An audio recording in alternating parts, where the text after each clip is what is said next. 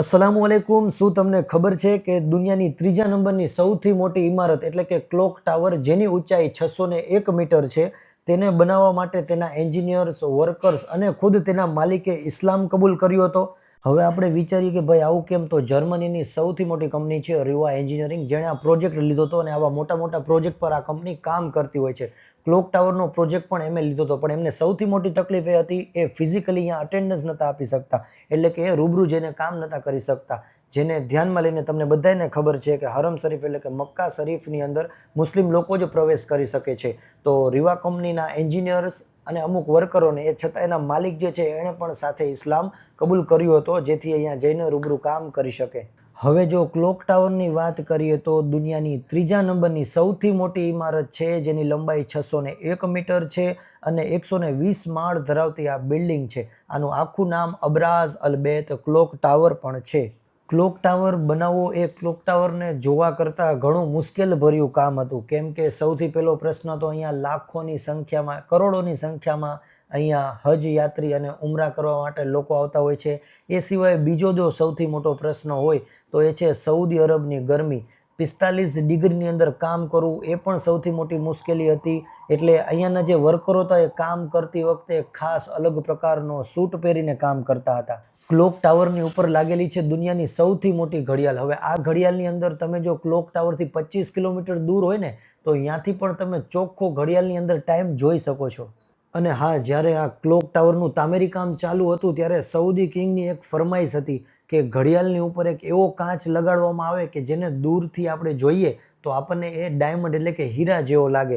અને એ ડાયમંડની ઉપર એક દુનિયાનો સૌથી મોટો ક્રિસ્ટલ એટલે કે ચાંદ, જે અત્યારે આપણે ક્લોક ટાવરની અંદર લાગેલો જોઈએ છીએ, એ લગાડવામાં આવે, એ પણ 24 કેરેટ ગોલ્ડનો. હવે આ બોલવામાં જેટલું આસાન છે ને, એના કરતાં પણ વધારે આ કરવું ઘણું મુશ્કેલ છે, પણ અલ્લાહ તાલાની મરજીથી આ બધું કામ કમ્પ્લીટ થઈ ગયું. અત્યારે હીરો પણ લાગી ગયો, એ સિવાય ક્રિસ્ટલ ચાંદ પણ લાગી ગયો.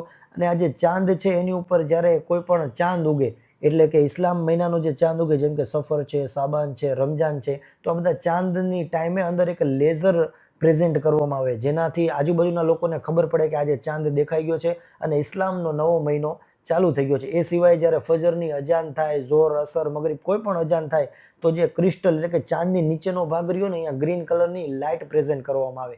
એ સિવાય રમજાન, ઈદ હોય ત્યારે આની અંદર અલગ અલગ લાઇટો ફિટ કરવામાં આવે છે, જે તમે વિડીયોની અંદર જોઈ શકો છો. અત્યાર સુધી આપણે ક્લોક ટાવર બનાવવાની વાત કરી, પણ હવે આગળ રીલ્સની અંદર આપણે ક્લોક ટાવરની વિશે માહિતી આપશું કે અત્યારે હાલમાં ક્લોક ટાવરની શું પોઝિશન છે. તો ક્લોક ટાવરની અંદર ટોટલ 120 માળ આવેલા છે. 120 માળ આવેલા છે, જેમાં 1 થી 4 માળ ઉપર મોલ તરીકે વાપરવામાં આવે છે. અને 4 માળથી તમે ઉપર જાઓ એટલે અલગ અલગ પછી બધી હોટલો છે. ક્લોક ટાવરની અંદર ટોટલ 10 થી પણ વધારે હોટલ આવેલી છે, જેમાં ફેરમાઉન્ટ છે, પુલમેન ઝમઝમ છે, સ્વીઝ હોટલ છે, આવી રીતના 10 થી પણ વધારે હોટલ આવેલી છે, જેનું પર નાઇટનું ચાર્જિસ 18,000 રૂપિયાથી સ્ટાર્ટ થઈને 7 લાખ રૂપિયા પર નાઇટ સુધીનો ચાર્જ એ લોકો લેતા હોય છે.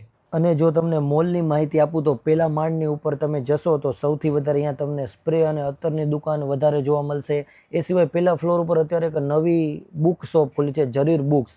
આમ તો આનું નામ જરીર બુક્સ છે, પણ આની અંદર તમે જશો તો અહીંયા તમને આઈફોન છે, સેમસંગ છે, હુઆઈ છે, એ સિવાય PS3, 4, 5 આ બધી ગેમ્સ તમને એની અંદર મળી રહેતી હોય છે. એ સિવાય કેટલા ઇલેક્ટ્રોનિક ગેજેટ્સ છે, મુસલ્લા છે, બુક્સ છે, PC છે, લેપટોપ છે, આ બધું તમને જરીર બુકની અંદર મળી રહેશે, જે અત્યારે હાલમાં નવું જ ઓપનલી થયું છે. એ સિવાય બીજા ફ્લોરની વાત કરીએ તો બીજા ફ્લોર ઉપર તમને કપડાં ને એ બધું મળી રહે છે. એ સિવાય બીજા ફ્લોર ઉપર એક મ્યુઝિયમ છે.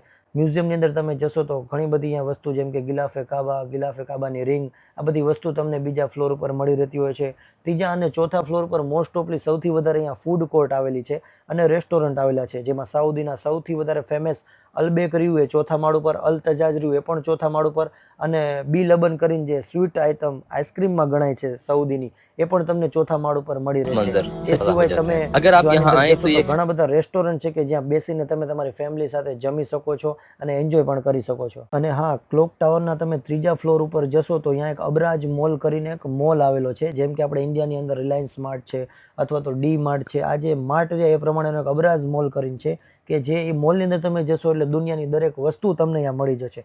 અલ્લાહ તાલાથી દુઆ છે કે જે કોઈ લોકો આ વિડીયો જોઈ રહ્યા છે એ તમામે તમામ હઝરાતને જલ્દથી જલ્દ હજ અને ઉમરા નસીબ કરે. આમીન.